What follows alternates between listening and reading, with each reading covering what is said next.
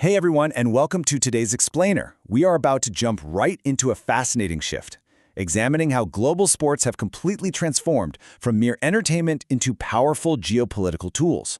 We're talking about massive, state-backed investments that are literally and figuratively changing the game. Think about it for a second. Are sports just entertainment? Historically, we probably would have said, yeah, of course. But looking at the global sports industry today, the answer is a resounding no.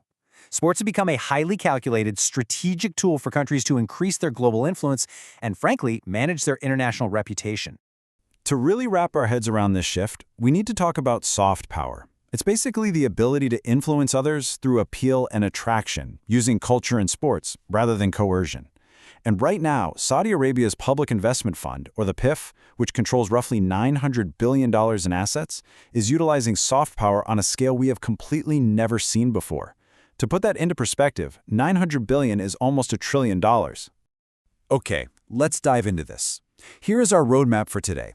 First, the new global sports playbook. Then, we'll analyze three major moves: securing the 2034 World Cup, disrupting European football dominance, and racing toward F1 ownership.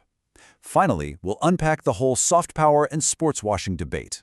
Part 1. The new global sports playbook. From games to geopolitics.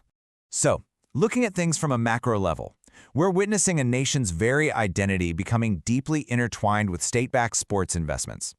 Saudi Arabia's rapid expansion is playing out across three major arenas: the FIFA World Cup, the Saudi Pro League, and Formula One. Now, analyzing these in isolation totally misses the bigger picture. Together, they reveal one incredibly cohesive state strategy to consolidate global influence. Let's break them down. Section 2. Securing the 2034 World Cup, a global stage. Securing the 2034 World Cup is an absolute cornerstone of this strategy, and the path they took to get there was, well, surprisingly clear. According to a 2024 Reuters report, FIFA first limited the bidding process exclusively to Asia and Oceania. Then, no other countries even applied for the bid. So, Saudi Arabia effortlessly emerged as the sole viable candidate. It was a perfectly streamlined acquisition of the world's most watched sporting event. But what's the actual underlying goal here? Well, hosting the World Cup extends way beyond sports. It acts as a platform for a nation to completely reintroduce itself to the world. The Saudi government views hosting as a vital way to project a modern identity, highlight domestic cultural changes, and establish the kingdom as a massive global hub for tourism and business, effectively distancing itself from past reputations. Section 3. Disrupting European football dominance, the Pro League push. Now I want you to consider how a domestic sports league can actually disrupt an entrenched global market. For decades, Europe held an absolute monopoly in global football. They had both the best talent and unrivaled financial power. But suddenly, backed by the immense wealth of the PIF, Saudi clubs are aggressively signing world-renowned European stars like Cristiano Ronaldo and Neymar. According to a BBC Sport report, this isn't just about making domestic play better, it is an active, strategic move to permanently compete with European dominance. Now, you might be wondering, is this going to yield different results than China's past football investments? It's a fascinating historical parallel. China previously spent vast sums on high-profile players to boost its domestic league, but that initiative was pretty short-lived and largely unsuccessful. By bringing in these massive stars, Saudi Arabia is betting it can avoid that exact fate.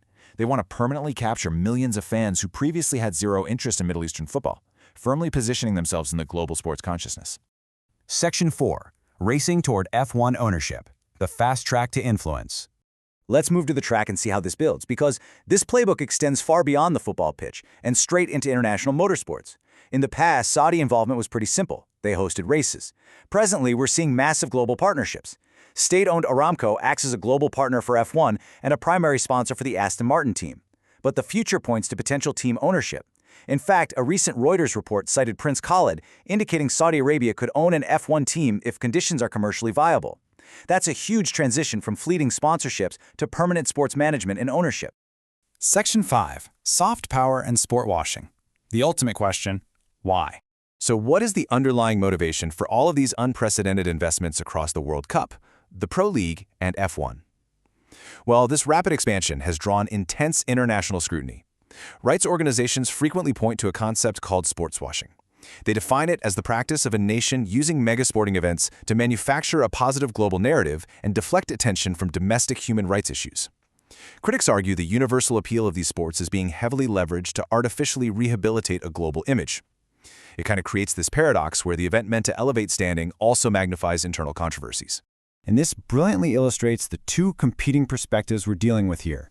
On one hand, there are the government's stated goals of economic diversification and modernization, building a post-oil future, establishing a global hub for tourism, and projecting a modern international identity. On the other hand, there's the severe criticism of sports washing, arguments that this massive wealth just bypasses traditional grassroots sports development and merely artificially rehabilitates a global image to deflect from human rights records. As observers trying to understand the whole picture, we have to neutrally weigh the government's massive economic vision against this intense international pushback.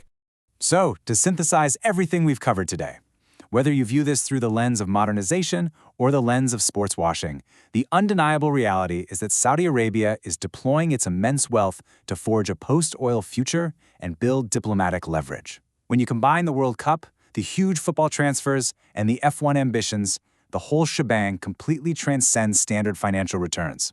It's a highly coordinated, cohesive state strategy to reshape a global narrative. Which leaves us with one final provocative question to ponder. Is this the future of global sports? As state actors continue to recognize the profound geopolitical power of athletic competition, we really have to ask ourselves if the line between the game and international diplomacy has just vanished forever. Thank you so much for learning with me today. Keep asking those big questions, keep looking at the bigger picture, and I'll catch you in the next explainer.